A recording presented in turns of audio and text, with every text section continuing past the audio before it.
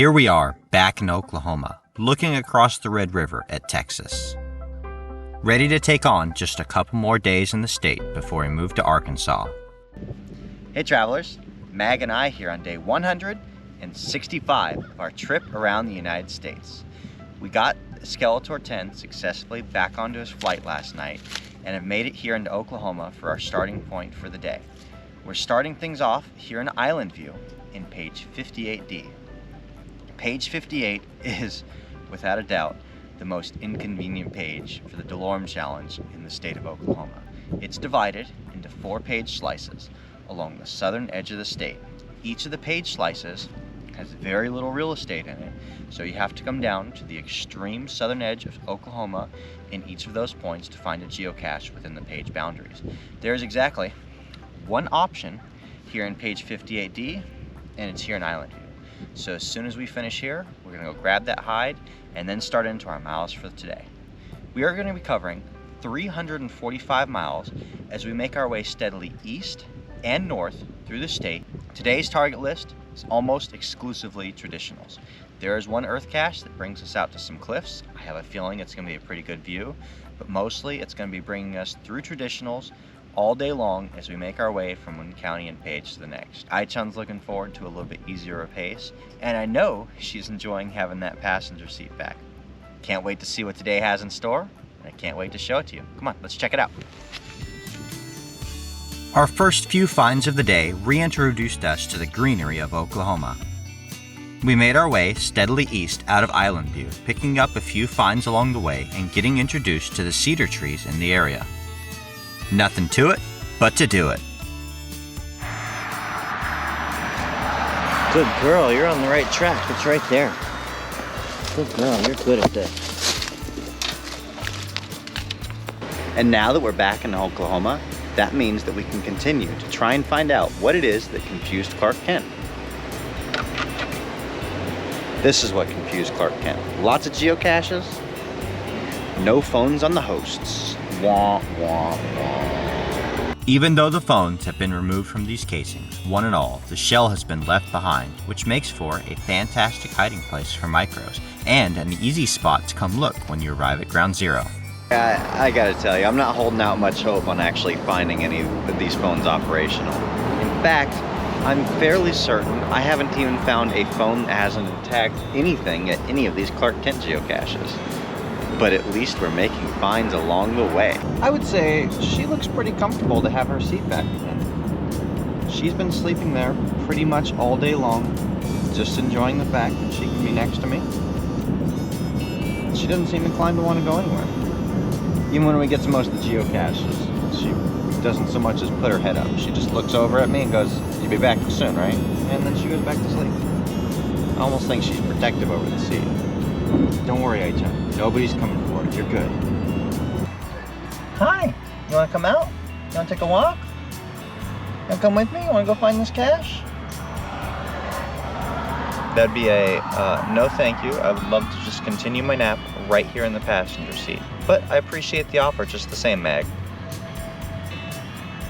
Maybe next time.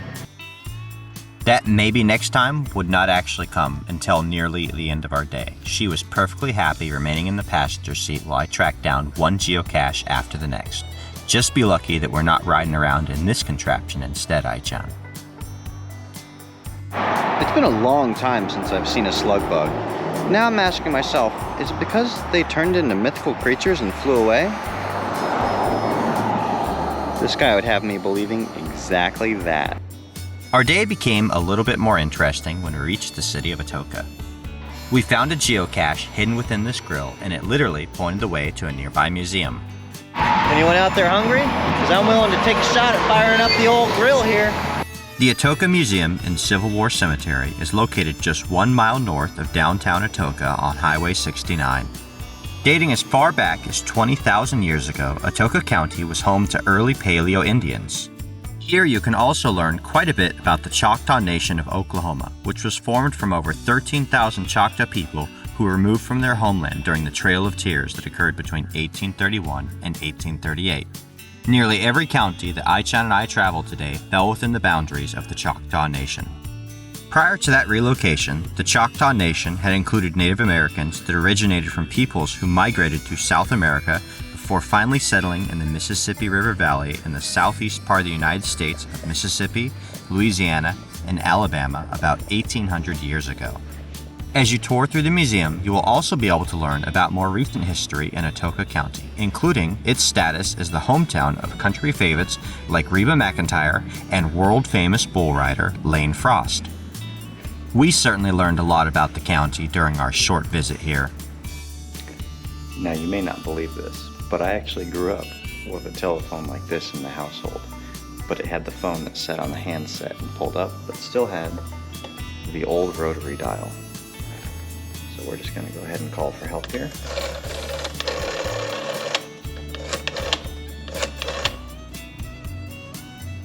Apparently they're not taking calls at this time. Following our visit to the museum, we headed on our way west out of town and stopped in for a geocache at the Veterans Memorial of Atoka County. This is a very well done memorial that grabs your attention from the side of the highway and draws you in. The memorial stones are arranged in a circle around the American flag and the POW flag. Walking around the outside of the ring, you'll move through the wars that the United States have fought in chronological order, with all of the names featured on the tablets in alphabetical order on the front and back of each slab. Moving around the outside of the circle, you will also find dedication bricks arranged in a square. These bricks feature the names, ranks, and periods of service of veterans who have served, and are one way that counties are able to fund fantastic veterans memorials just like this. Moving just a short ways down the road to our next county target, we found ourselves at the 45th Infantry Division Memorial Park. The 45th Infantry Division was an infantry division of the United States Army, mostly associated with the Oklahoma Army National Guard that was in service from 1920 to 1968 and headquartered for most of its history out of Oklahoma City, Oklahoma. The guardsmen from this unit fought in both World War II and the Korean War. During World War II, they took part in intense fighting during the invasion of Sicily and the attack on Salerno in 1943 during the Italian campaign. Landing in France during Operation Dragoon, they joined the 1945 drive into Germany that ended the war in Europe. During the stalemate of the second half of the war in Korea, the division remained on the front lines, taking part in battles at Old Baldy Hill and Hill Erie until returning to the U.S. in 1954. Sometimes, when we live in the lamp skirt, we can't find the geocache. But that's only because it's not hidden in the lamp skirt. You gotta open your eyes a little bit more to find that thing. After enjoying a fantastic walk and a brief history lesson during our walk through the Memorial Park, we were back on the geocache trail again, locating micros and bringing ourselves steadily toward the end of our day. We were not about to chicken out, no matter how difficult the geocaches in front of us seemed. All right, travelers, that's a wrap. Our light for the day has just come to a swift end.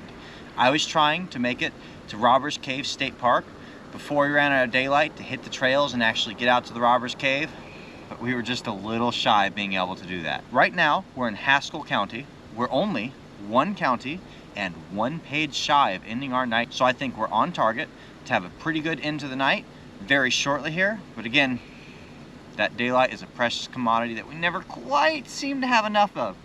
I am really looking forward to the winter solstice coming up, because for me, that means that I will start getting daylight back again every day thereafter, and that is going to be awesome. It was a pretty calm day out here in Oklahoma. Really easy geocache targets. They carried us from one county and page to the next.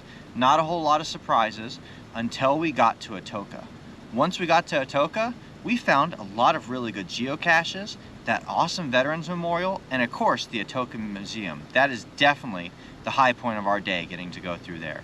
Hope you guys enjoyed today's tour. Like this video, subscribe to stay tuned for daily updates, and we'll see you out on the trails.